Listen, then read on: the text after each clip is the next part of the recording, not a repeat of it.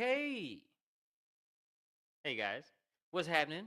Welcome back to the Inner Storyteller. Welcome back to the channels, the Inner Storyteller and the Ufulu Child channels. Man, it is a good day, good people. It is a really good day to do a podcast. My name is Soul Expression, and I welcome you to the podcast. Let me make myself big for the intro. As you can see, today we are reacting. Okay, we're reacting to another video by A Homestead Journey. Really love her channel. She just compiles these TikToks of people basically giving their testimony in different aspects of American life. And or I think she might even do some international stories as well, but basically different aspects of life. She seems like a freedom seeker, but she does keep her opinions very professional, very politically correct, and I respect her for it. That's fine. Not everybody has to be so abrasive about every little aspect and so um, linguistically precise about every little aspect of the fight. But before we get into all of that, guys, please, for your boy, like the video. Okay? Like the video, subscribe to the channels. I need you to do so that I can monetize my podcast. If you are here, then you must know you are in for some real conversations. We talk about natural law, we talk about religion, the good, the bad, and the ugly, and the great. We talk about money, anarchy, and culture. And we dive into and explore exactly how mankind is manipulated by forces that do not have our best interests at heart, because said forces are completely evil. But we are not bashing faith systems here. We do not call people names for having or subscribing to a religion. We are simply examining the true and lasting cause and effect and affect of the stories that we have the most faith in, the ones we have the most stake in, and how those stories help shape society. Now, that examination has to sit right alongside an honest look at the current human condition, which is slavery. Government is slavery, good people. And the question we have to keep coming back to is what can actually be improved with a proper understanding of the inner storyteller and how it works. And if any of that makes you uneasy or makes you a little angry or uncomfortable in any way, please be assured and reassured, good people, that although you are 100,000 billion% encouraged to stay, you are, alas, welcome to leave. But only after you like the video. Okay? You have to like the video before you leave, if you leave early, or if you leave on time, you know, or if you never get here. Make sure you like the video even if you don't watch it. All that being said, let me bring back my share screen. Boom. We have to get into this because they are making some points in this video, okay? They are going to expose what's going on tonight. You can see this is an hour-long video. We're not going to react to the whole thing. But before we watch any of it, I'm just going to read off to you all of my notes about the video, and you can, just kind of look for some of these trends, some of the things that I was able to jot down as notes beforehand so that I can watch it with you and react instead of trying to match up, various um, timestamps with my notes and try to do like a real script.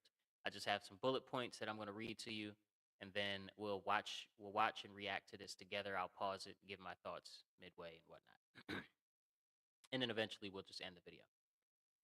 So first of all, some of the things that teachers are actually experiencing, right? There are so many teachers quitting mid-year, record numbers. Teachers just leaving. Nope, no more, can't do it no more. You're going to see that in this video. And it's consistently described as self-preservation, meaning it's not being described as abandonment, where somebody is like, look, I don't care what happens to anything. I'm apathetic and I'm just abandoning my post because I'm being lazy or something like that. No, it's described as self-preservation, that the environment is so bad that they have to abandon this profession. Another thing they're experiencing, 90% of teaching is behavioral management now. 90% instead of instruction. And the 90% number is an exaggerate. You're talking about something subjective. So that's not a statistic. And I don't want it to be construed as such. But most of the day now, instead of teaching material, is just behavior management. We're going to get into this as we listen to one of the teachers describe it. But basically,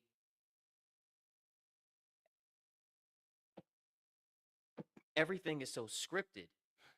Everything about a teacher's day is so scripted and performative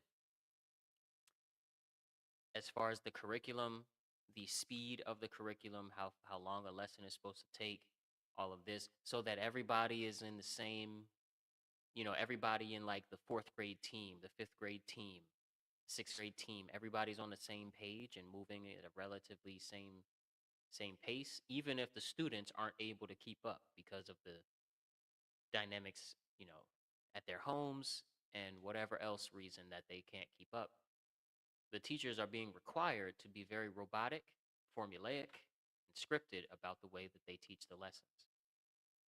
Therefore, the students who are placed in this artificial, super judgmental about their, academic abilities environment are rebelling against every little thing that the school is giving them, and therefore they need a lot of behavior management to just get through the little worksheets and the things that they are being told to do as a robot, being judged on every single day and being, put through.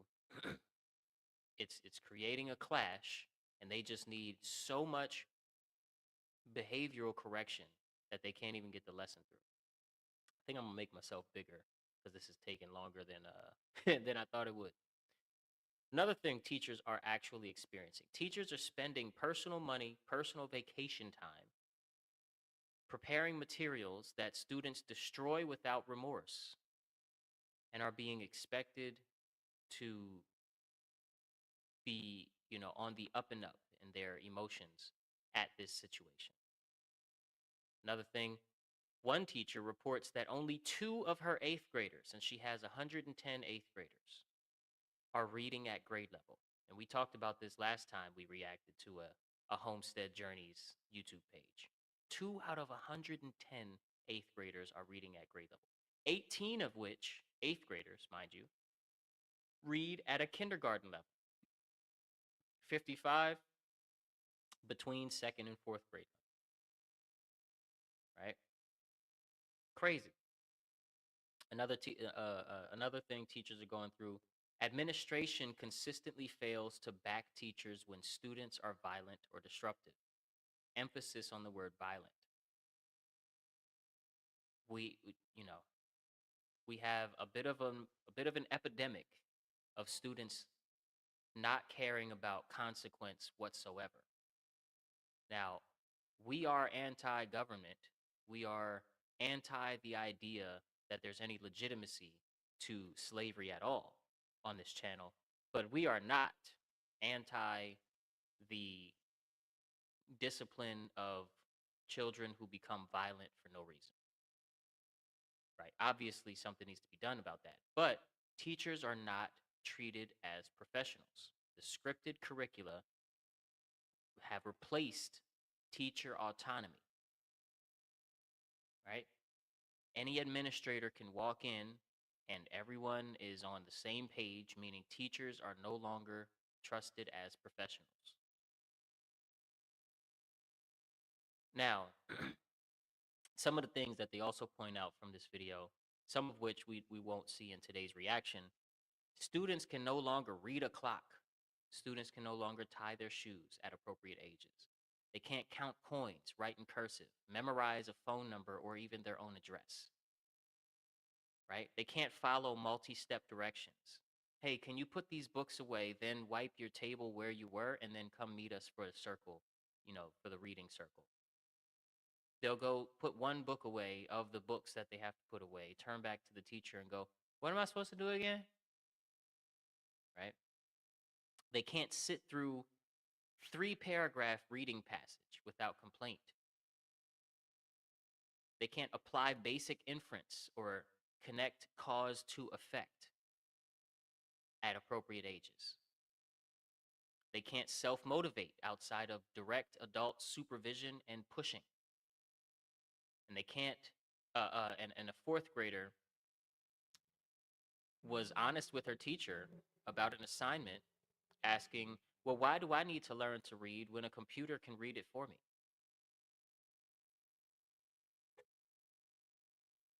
And the teacher, you know, in a state of devastation, it's like, yeah, it was hard to answer that question. you know, and it's very sad because I know the importance of reading, but it's hard to convince the student who's coming from that perspective. Students were asked about their dreams, and when asked, their dreams centered almost entirely on money, right? There's an assignment that a teacher gives out every year, and increasingly, more and more every year, there's more and more lottery winners in this assignment, meaning that students don't know what each other is writing down. It's just different years, and increasingly since 2020 or so, more and more percentage of the answers that she gets about their dreams have to do with money, winning the lottery. Not achievement, not skill, not purpose, just money, right? The lottery dream pattern is the inner storyteller's sorting function, accepting the story that money is the only realistic outcome for anybody who's going to be comfortable in this life, which is sad, right? And it's not because these children are broken that they think this way. It's because that is the story that the adults around these children are living and practicing in front of them, right? A total disconnection from the information that the kids are learning. Information is going from the eyes to the hands without passing through the brain, meaning teachers, multiple teachers describe this phenomenon independently in this video. Students are reading instructions, and if the answer is like open, it is like a box where you write or type your answer, they're basically just regurgitating the instructions for what to fill out or what to say in the box, and they're not thinking through the answer. You'll see exactly what we mean. I think we'll get to that one. A fixed mindset is normalized in the students, meaning failure can equal identity, right? Failure isn't feedback for, okay, cool, I have the goal of succeeding, I'm failing, so now that's feedback. No, failure is now, I'm a failure. So it's identity. It's not, oh, I failed and I shouldn't have. What should I do next time to avoid this outcome? It's, oh, okay, cool, I'm a failure. Let me wear that mask. Let me do what I think failures do. Let me make that my identity and keep failing, because now that's my identity. And yeah, just emotional regulation replacing academic instruction as the primary function in the classroom is having very bizarre effects on these children. Parents are unreachable. A lot of parents are completely disengaged or actively undermining the consequences of the school system. If a student gets disciplined in a way that they have to stay home or they have to have the parent come inside, come in, um, the parent is making it worse a lot of times. And I've been an educator for 7, 8 years. Parents can be quite horrible in the situation, quite dumb in their responses. Administration prioritizes data appearance over genuine accountability, passing students who are doing 20% of what they should be doing, or reaching academic achievement, 20% of the achievement they're supposed to achieve at a grade level, showing the results, 20% of the results they're supposed to show at grade level, just to move them along and get the statistic of this is the percentage of students that we graduate at our school.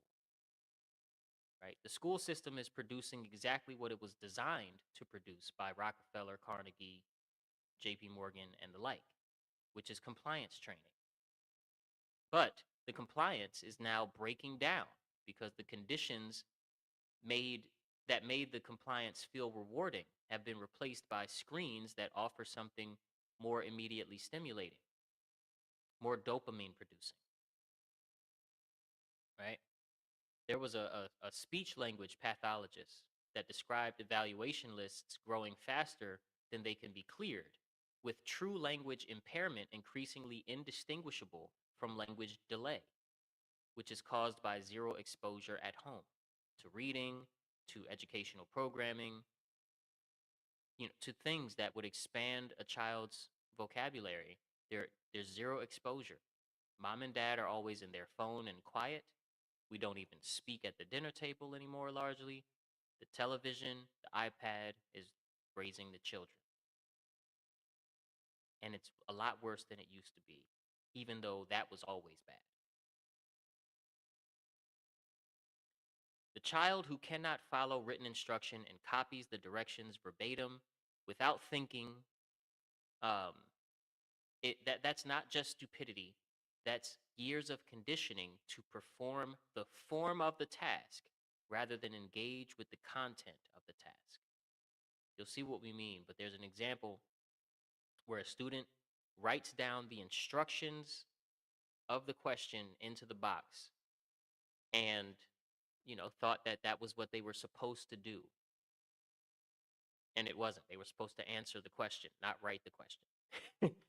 But regardless, teachers are leaving for the same reason anyone leaves any abusive situation, right? The cost of staying in the school system for these teachers exceeds what the story about the profession can justify. And the last thing that I'll say is the village that used to discipline the child, that used to educate the child in a real way, that is the community that the inner storyteller curriculum is trying to rebuild. Because school never replaced it, it just pretended to. And with that being said, good people, let us get into our reaction. There are so many teachers quitting. Let me mute my mic. Right now. Teaching in the year 2025 is not the same career as it was teaching before the pandemic. I don't know what's happened to education. It breaks my heart. I feel like we are reaching a point where something's got to give, and I don't know that we can keep going like this. Puts two hands up like this close to my face, and goes, These kids are horrible. Horrible. Why do I need to know any of this if a computer or AI can do it for me? But what's happening now is on a whole other level. I have 2 hours left of my school day and I'm leaving because I'm so stressed out. This is going to be one of those videos. Also, if y'all can let me know in the comments if y'all can hear it so that I'm not just watching this by myself, getting ready to start reacting, and then y'all didn't hear anything the whole time. So just let me know. That I'm going to lose my shit in. So the moral decline of this country is obvious, but I really haven't stopped to consider what teachers are really going through nowadays. I mean, you see on the news all the time what's going on in schools, and you can only imagine what's going on in the classrooms. I'm asking for a friend. How am I? So that was the lady. This lady right here. Hold on. You see on the news all the time what's going on in schools, and you can only imagine what's going on in the classrooms. I'm asking for a friend. How am I supposed to teach for 30 more years?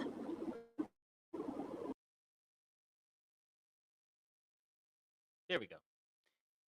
That is A Homestead Journey, right? That's the lady. Heads up, your microphone for the podcast needs to be turned up a lot. Oh, check, check. Hopefully that's better. I was talking for a long time, and I wonder why you couldn't comment this. So this is my wife. My wife is one of the live viewers, and I hope there's no reason why this couldn't be commented in the YouTube.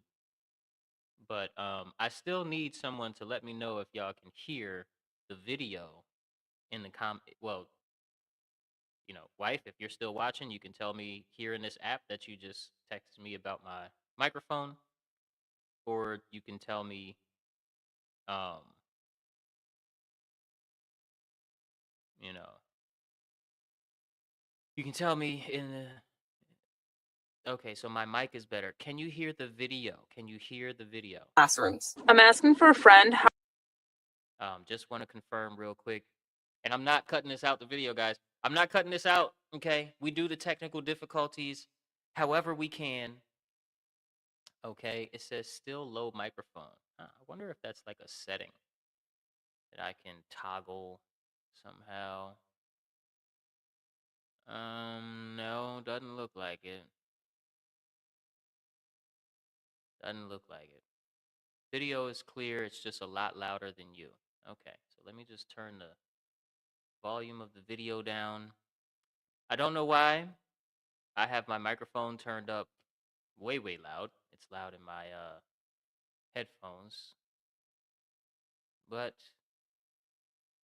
we shall just, sort of deal with this again, one day when enough of you guys like the video and subscribe to the channels, I will be able to monetize this channel and maybe hire a producer of some kind that can do technical settings and microphone settings and things that I cannot do. But for now, let's just watch this, and I'll just make sure to pause the video every time I want to react to it. Let's get into it. How am I supposed to teach for 30 more years? How? Teachers are quitting mid-year again at record numbers. Is one of the reasons why. A student who wasn't assigned to me or my classroom was let into my room by another adult, a teacher's aide, and repeatedly ignored my direction and instructions to leave. Eventually, she repeatedly called me and threatened me with physical violence, which sent me into a panic attack. I called the office for support, and as soon as the dean of students showed up to my classroom, I left and I went to the stairwell to go cry and have a panic attack. Once I calmed down, which took my entire lunch, I was expected to go back and teach my classes because we had a sub shortage and nobody could cover my classes for the rest of the day. By the end of the day, the videos that the student took of me circulated amongst the student body, and I ended that day sitting at my desk feeling the most powerless and defeated that I've ever felt in my entire life. The student was not given a consequence that was fitting. She was sent home for the day. That was it.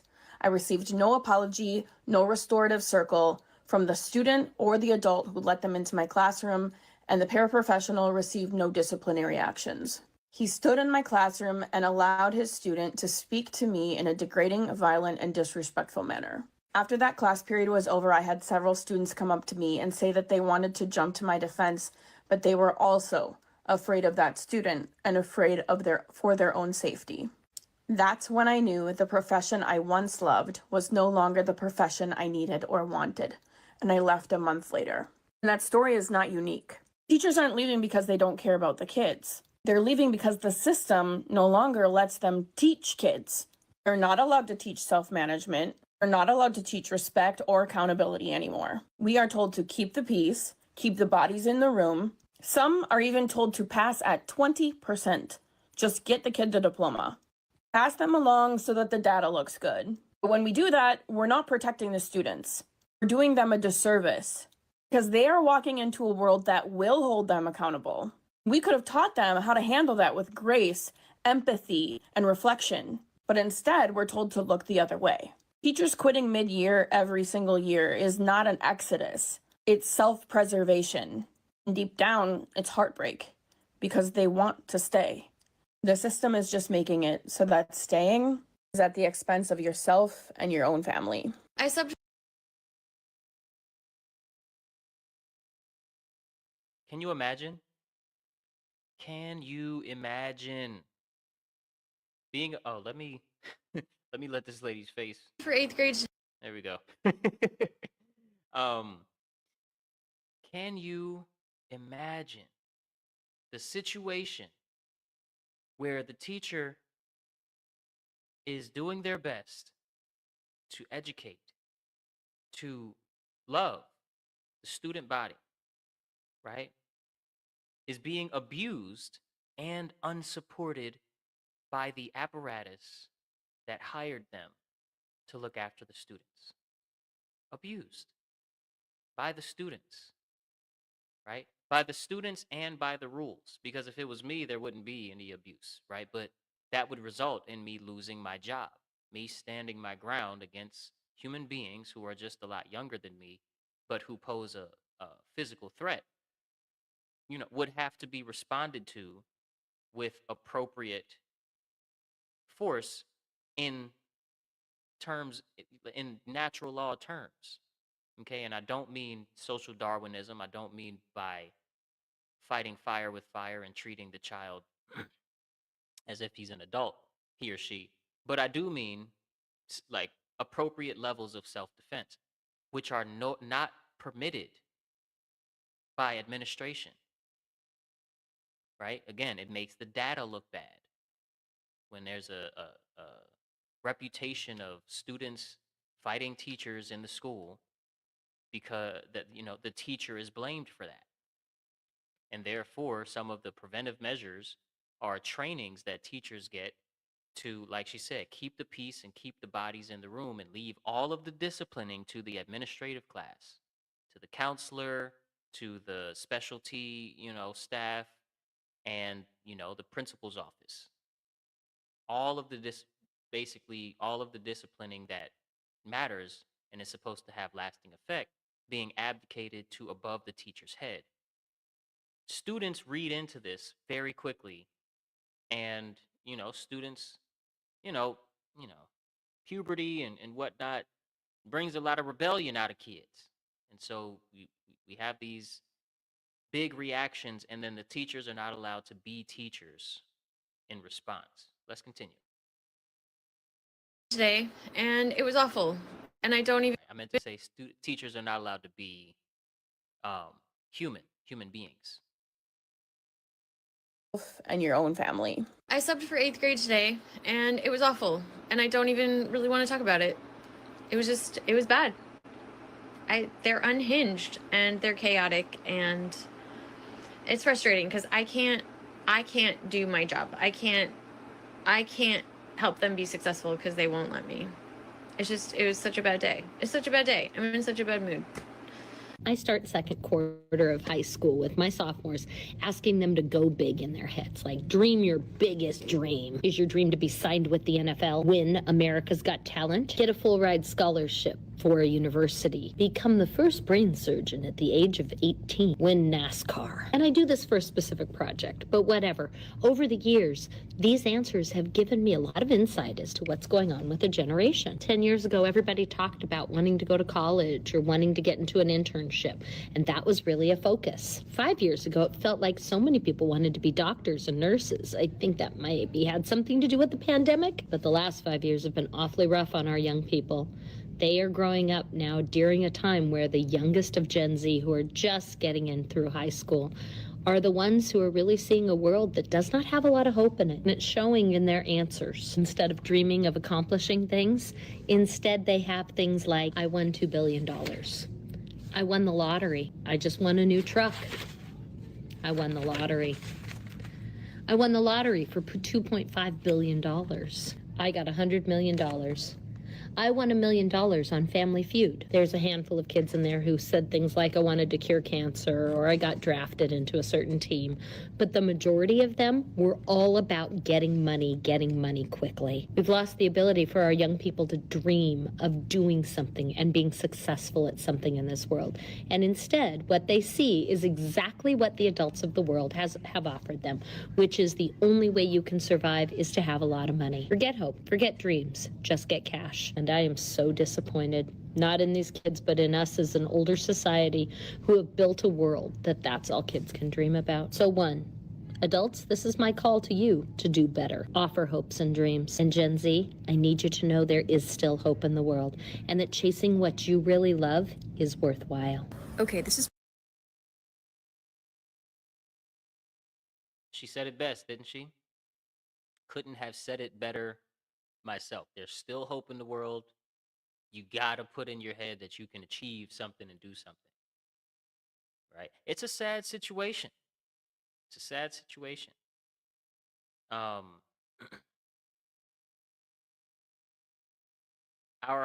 whole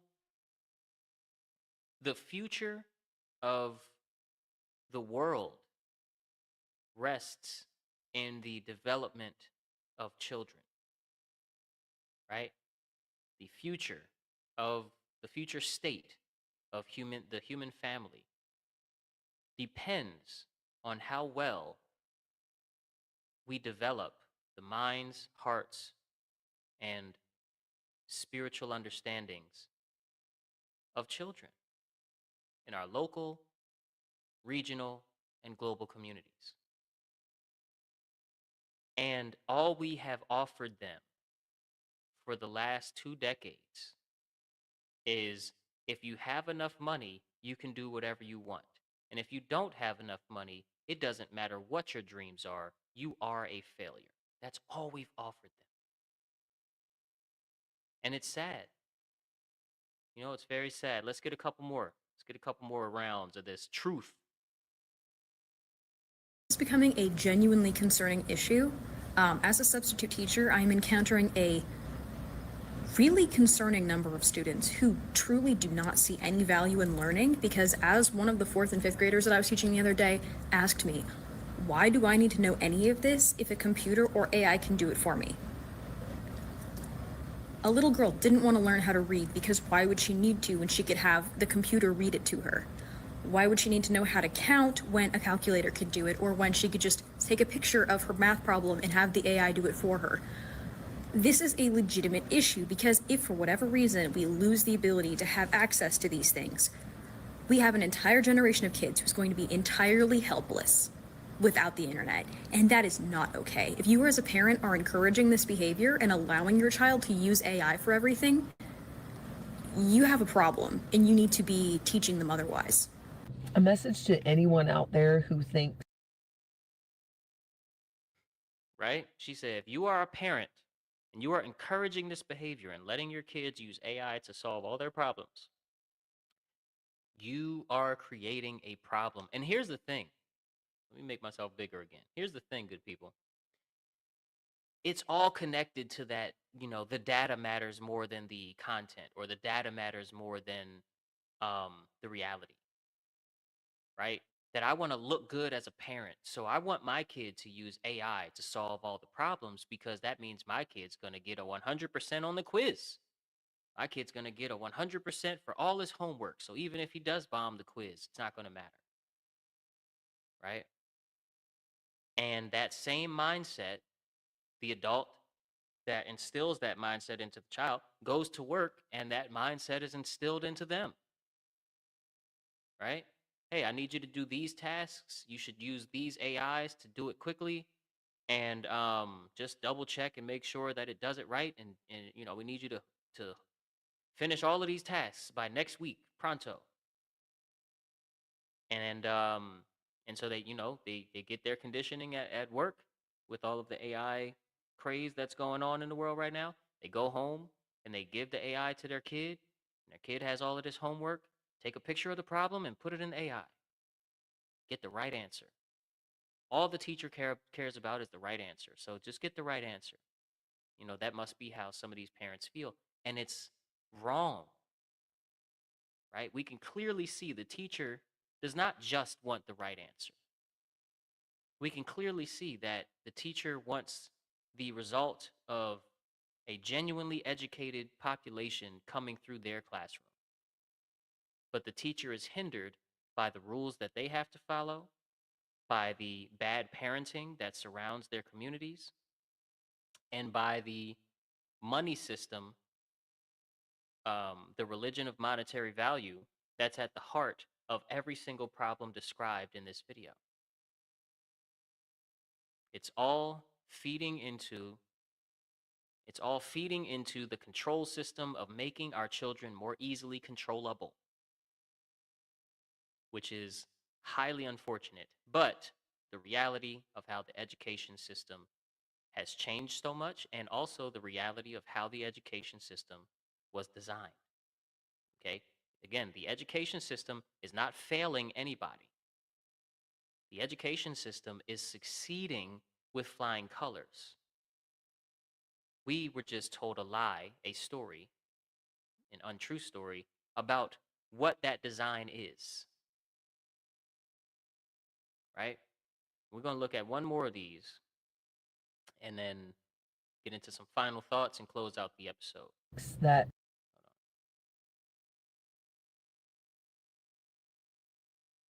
teachers have them otherwise. A message to anyone out there who thinks that teachers have it easy just because we have time off. I have 2 hours left of my school day and I'm leaving because I'm so stressed out between all the requirements that a district offers and the students' behavior, their lack of trying, their apathy for school, parents that don't give a shit, they don't care, they don't answer phones, they don't discipline their kids, and kids who feel like they're going to commit suicide because they're getting bullied. You have no idea what it's like being a teacher. You have no idea. I don't want to hear a person ever in the history of ever say that this job, we're lucky, we have it easy, we get so much time off. You have zero clue what all it takes to be a teacher. Sometimes these kids, I don't understand how they ended up to this point. You know what I mean? Like, I teach 8th grade history, and I have 110-ish students. 2 of them are reading on grade level right now. 18 of them are at a kindergarten level. 55 of those students are between a 2nd and 4th grade level. That's a lot of them. And that's... Again, it's 8th grade, okay? 55 plus 18 is what? Because I'm getting ready to sound stupid as hell. 55 plus 10 is 65, plus 8 is 73. So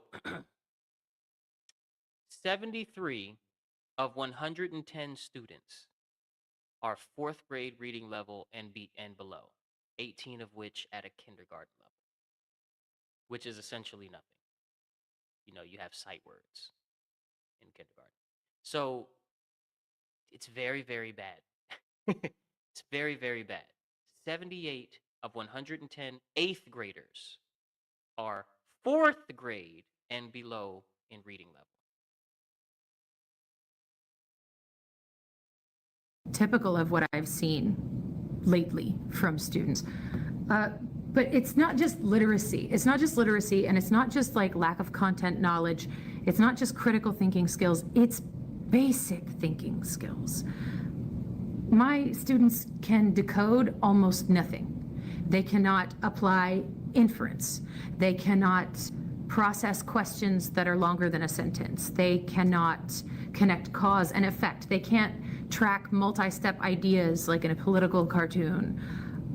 And it's scaring me a little. Like, I see it every single day. I had a kid yesterday, 4 kids actually, this happened in every class. We were doing guided notes, supposed to be a real easy day, it was review. They wrote down, Maryland was founded as a safe haven for Catholics. It was on the board, they wrote it down, and before we moved on, I call on a student and I ask, hey, where were the Catholics one more time? And these students, what they do is they look at me, and then they look at their notes, And then they look at the board. They look back at their notes. And some of them never answered me. They never figured out the answer. It was wild. And I kept giving them hints, like rephrasing the question and saying, like, it's in your notes. We just wrote it down. We just wrote it down. Where are the Catholics? It's on the board. And they never got it. They can't read their own notes. Not, and I don't mean their handwriting. I mean, like, they can't make heads or tails of it on the page. I had a kid today. I have these extra credit assignments, 3 of them. They're on the wall. They could turn it in at any time. And I think they're pretty easy. Like this one, and it replaces your lowest daily grade. So like end of the quarter, lots of these start to roll in.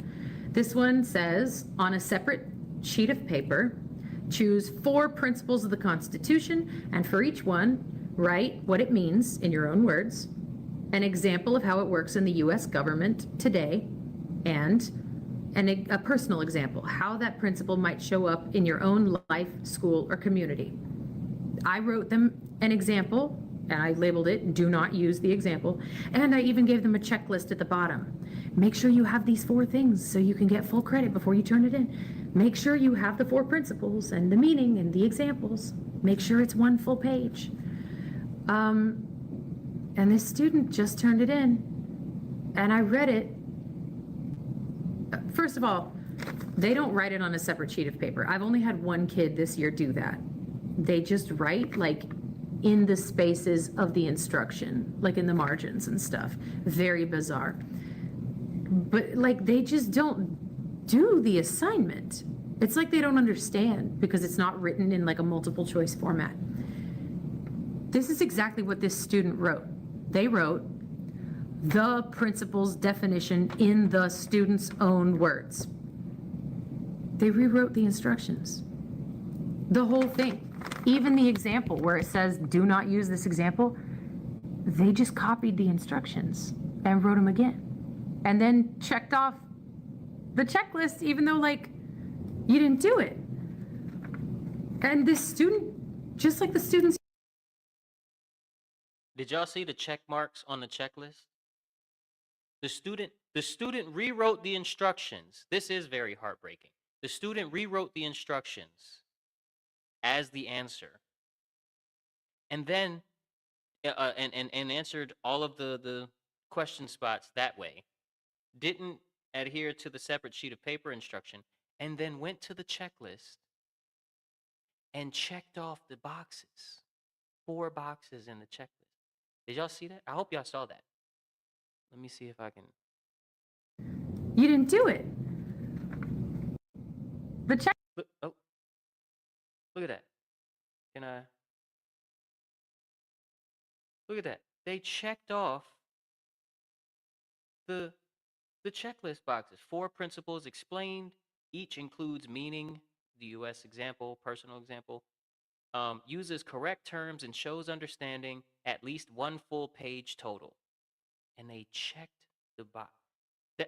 That's not just, and we can stop the share now. That's not just, some oversight. That's not blatant disrespect. He's not trolling the teacher. Right? That's straight up an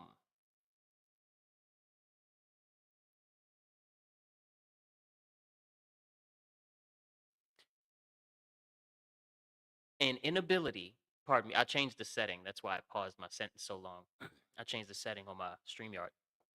But that's not trolling. That is straight up a lack of ability to retain enough information to do a simple under grade level assignment for extra credit.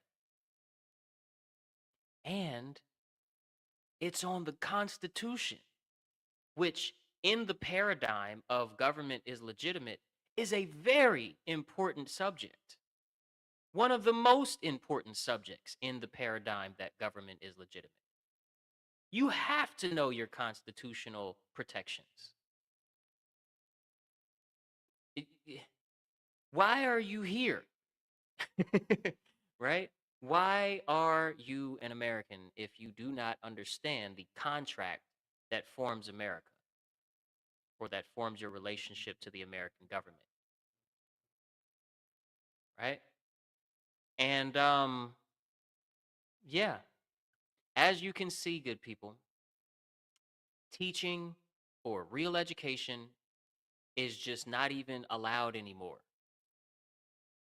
in America. And it's very, very sad. Very, very sad situation. What we choose to do about it is up to us and not the system. What we choose as our response to this reality, to this earth-shattering, heartbreaking reality, comes down to what story are we willing to live from here on out? Because if we're just going to live the story of, yeah, well, it's Monday, got to send my kid back to school now, or, I'm going to get in trouble. Or, well, nobody will mobilize with me even if I try, so I'm not even going to try, and we're just going to send our kid back to school on Monday.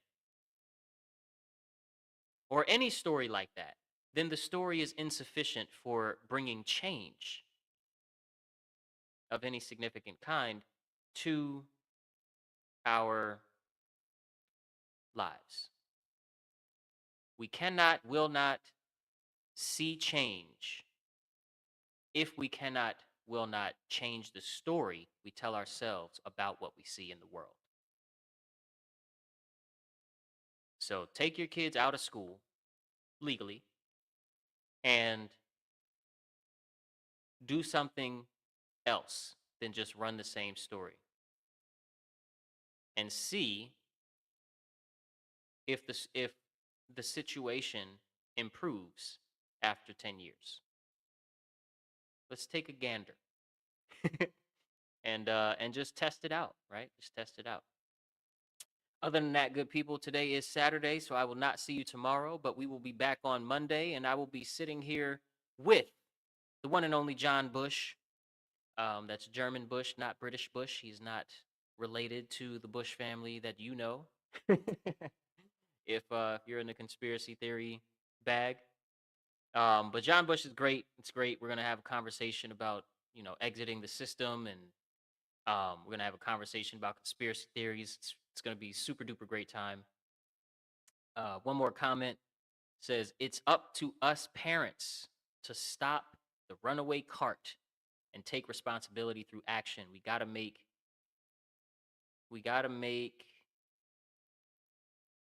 a way. We have to make a way, even if it means a lifestyle shift. Yes. Yes, indeed. Watch those typos. No, I'm kidding. Yeah, but I'll be here. I'll be here with John Bush next episode on Monday. I'll see you guys then. Peace and love.